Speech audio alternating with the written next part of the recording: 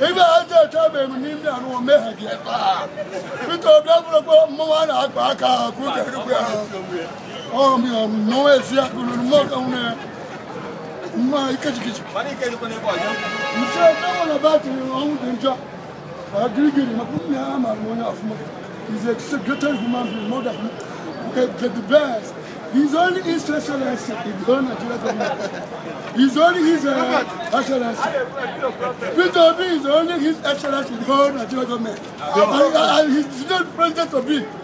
Say the Lord of hosts. Original. In Jesus' name, oh, amen. Must I pass also hear your track? You really will it. You have a good luck with the country. I know you're not me, maybe more to be able to.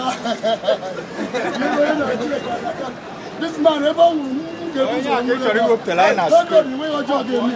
I'm going to put a black room. I'm going to put a black room. Oh, fancy. You're going to put a black room. I'm going to tell you what I'm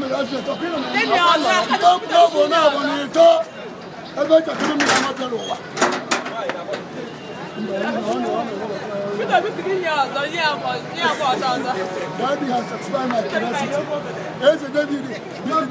One of the kingdom inheritors has satisfied my total curiosity. Get my car, I don't know. I'm going to get my car, girl, mom, and who question.